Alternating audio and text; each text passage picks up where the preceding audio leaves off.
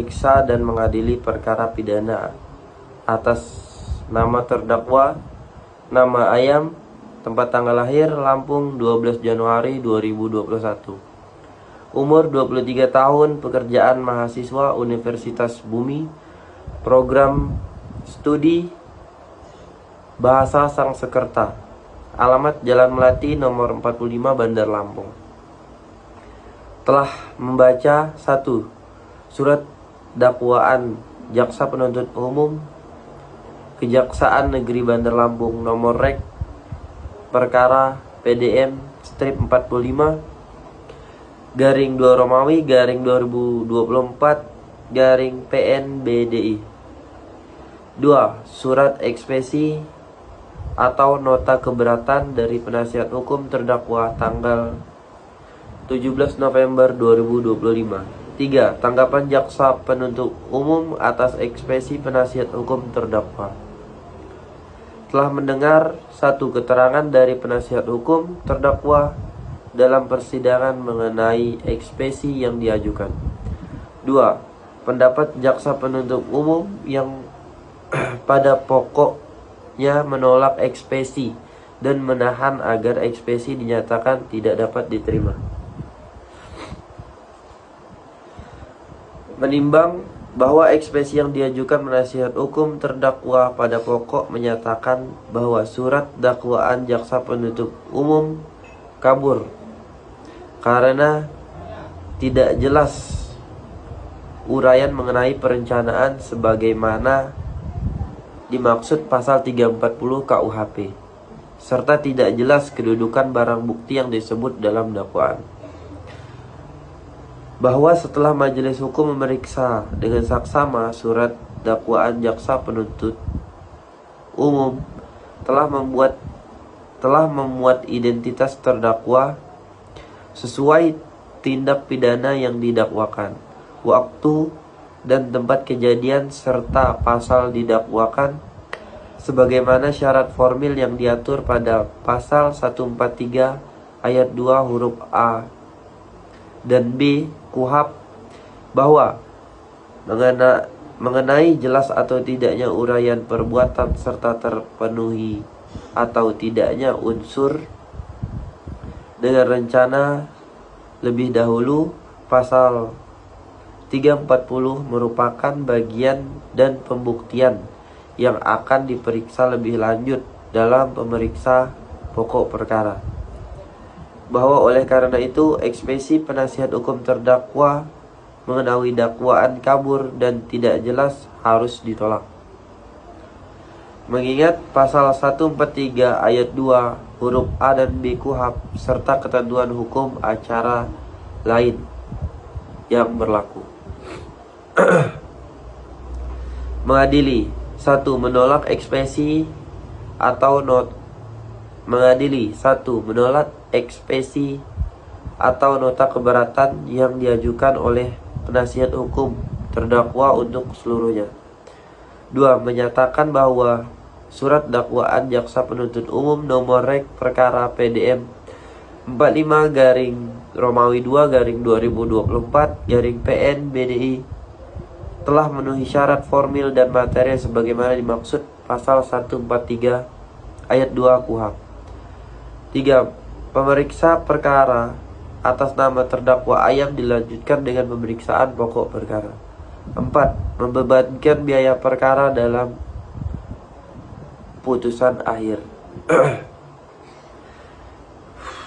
Demikian putusan dalam musyawarah Majelis Hukum Pengadilan Negeri Bandar Lampung pada hari Senin tanggal 17 November 2025 oleh kami, Majelis Hakim terdiri dari Sujianda Aji SHMH selaku Hakim Ketua dan Sulis SHMH selaku Hakim Anggota, serta diucapkan dalam persidangan yang terbuka untuk umum pada hari itu juga dengan dihadiri oleh Jaksa Penuntut Umum terdakwa dan penasihat hukum. Tugas 6. Praktik peradilan pidana. Kronologi kasus pembunuhan. Mahasiswa Bumi bernama Bebek, 19 tahun, sebagai korban. Tewas dibunuh teman karibnya sendiri bernama Ayam, 23 tahun, sebagai pelaku. Terjadi pada Rabu tanggal 2 Februari 2024 di indekos korban. Ayam kemudian ditangkap oleh Polres Metro Lampung pada hari Jumat tanggal 4 bulan Februari tahun 2024. Keduanya diketahui merupakan mahasiswa program studi Bahasa Sanskerta Fakultas Ilmu Pengetahuan Budaya Universitas Bumi. Di tempat kejadian perkara pembunuhan ada barang-barang milik korban yang diambil oleh pelaku berupa laptop MacBook, dompet, dan ponsel. Penemuan jenazah korban bermula ketika keluarga tidak menghubungi korban. Keluarga tidak bisa menghubungi korban sudah hampir 2 minggu, tidak ada kabar. Kemudian keluarga korban mengunjungi kos. Ketika di kos, pintu telah digedor oleh keluarga cukup lama, yakni 1 jam. Kemudian menghubungi pihak kos dan berhasil dibuka. Terlihat di dalam kamar korban terbungkus plastik besar, dilapisi juga dengan spray kasur dan ditaburi pengawet serta wangian. Diduga hal tersebut dilakukan oleh pelaku agar jasad korban tidak mudah membusuk. Berdasarkan keterangan dari beberapa tetangga kos korban, mereka melihat korban sering pergi dan bersama dengan pelaku dan beberapa kawan lainnya. Terkadang kawannya si beruang yang merupakan kekasih korban. Beberapa tetangga kos memberikan keterangan bahwa korban juga sering kali mengajak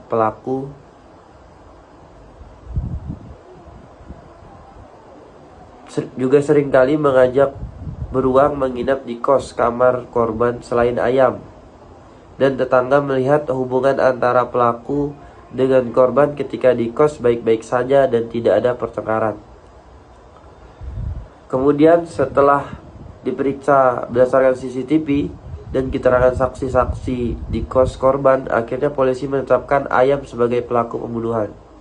Dan kepolisian menyatakan bahwa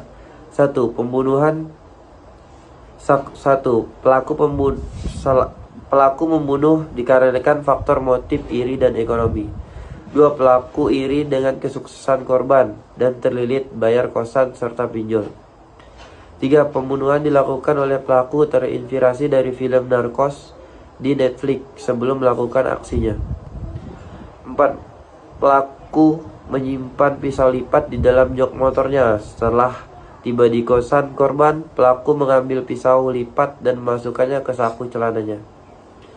5, pelaku sempat berpura-pura hendak pulang. Lalu ia mengeluarkan pisau dan menusukkannya ke korban.